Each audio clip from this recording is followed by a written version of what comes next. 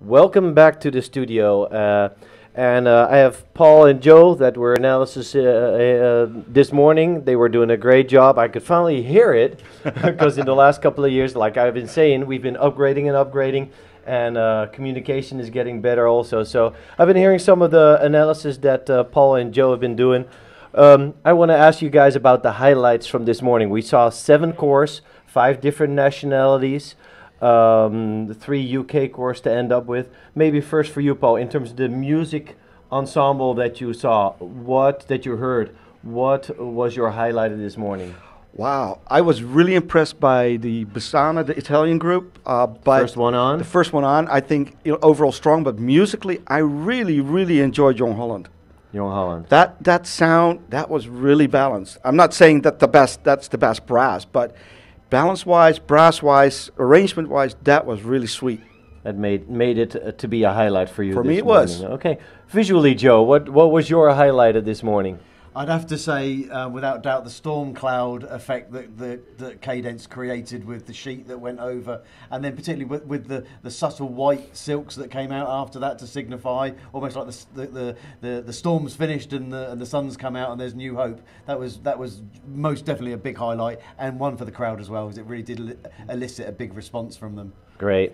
So when you look back at those 7 cores that were on first, do you think we'll see Cadence back tonight? Yeah, that's not my job. What is your Yes, thoughts I though? think we will. You think we will? Paul, if you would have to pick 2 of the cores out of the first 7, who do you think we're going to see back this afternoon? I would say, my money would be on, this is going to be exciting. I think it will be Bassana, Secateurs, and this Cadence. Yeah. That would be my 2. Okay, great. Bassana going on first. You talked about it a little bit. We have a ranking that is going on throughout the season, and they can rank themselves. Bassana never had a contest yet this season, so that's why they came out first, and that might have given it a little bit of a skew in terms of the expectations that you might have. But that's exciting, and we'll see how that works out in terms of the judging for this morning. But on the other hand, I mean, they have been competing in Italy. I mean, I'm fortunate that I was there this summer when Blue Devils out there judging there with good friend Bob Thomas, for instance, here. And we saw them already, and we already said, well, this is going to be a strong contender. And yes, they had to be first because they weren't at the DCE show. But the Italian competition is really alive, kicking. And that's what we see tonight, or this morning with Bassana. Okay. So the analysts are saying the Italian core and then Cadence, and then we have another one, because 3 are going to be moving up out of this pack of 7. I'm going to consider the last grouping to move on, but you never know. You never know how things can go.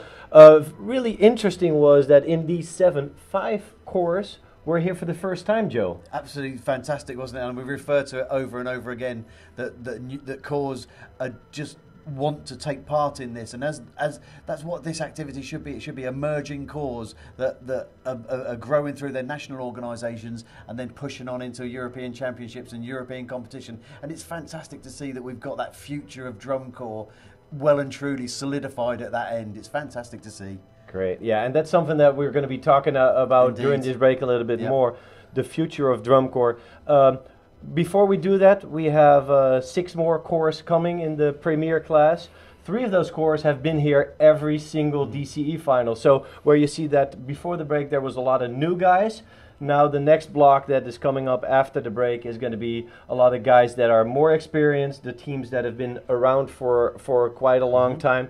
What do you expect about it coming up? I'm just looking forward to it. Just getting all these guys in the same stadium on the same day. It's going to be awesome. Yeah. I don't know what to think yet. It's just being fortunate enough to see most of them throughout the season at some point. I just want to see those shows again and just experience them here under in these conditions. In these conditions, right? You too, Paul? Oh yes, I can't wait to see all these cores battling it out, and anyone can win. We say it every year. Yeah. We say it every year. And it I don't happens. know how it works out. It happens. It's hard to predict, and it might actually be easier to predict who's going to be in finals than the championships, because it's a big draw again. Yes. Well, what I also liked is that we've seen chords for the first time here, but some of those chords have been around for a long time. I said about Cadence. I said, Joe, we've seen them way before DCE was even in existence. And even a band or a core like John Holland, they've been in competitions,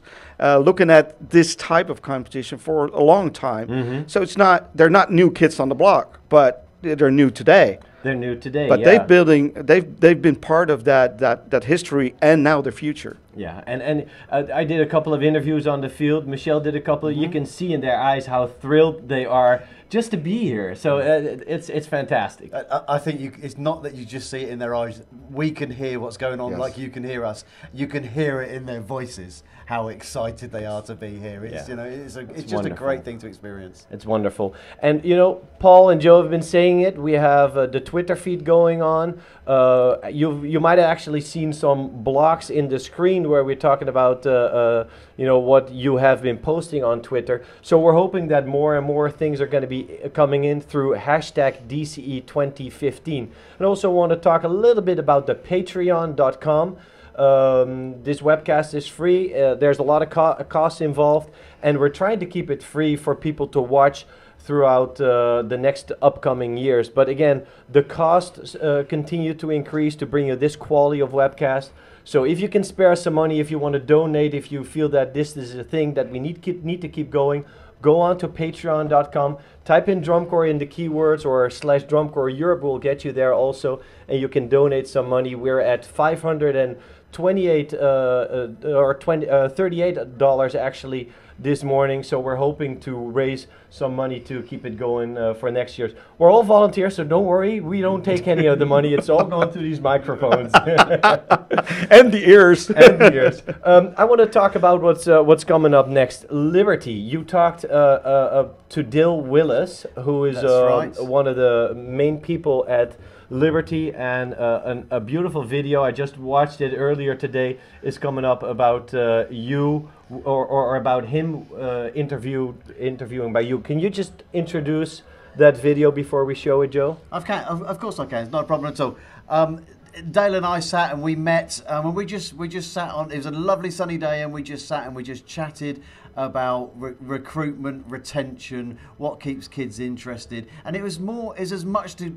I found it really motivating for myself in terms of seeing someone's passion and their strategy, and maybe when we're talking about this future of drum corps idea, that it's a video that might just spark someone into action. And give them some motivation to go out there and start something, or give them an idea as to how they can improve what they've already got in terms of their strategy for recruiting young people into the activity. I think it definitely will. There's some great tips in there. So without further ado, I want to go into the video with Dale Willis interviewed by Joe.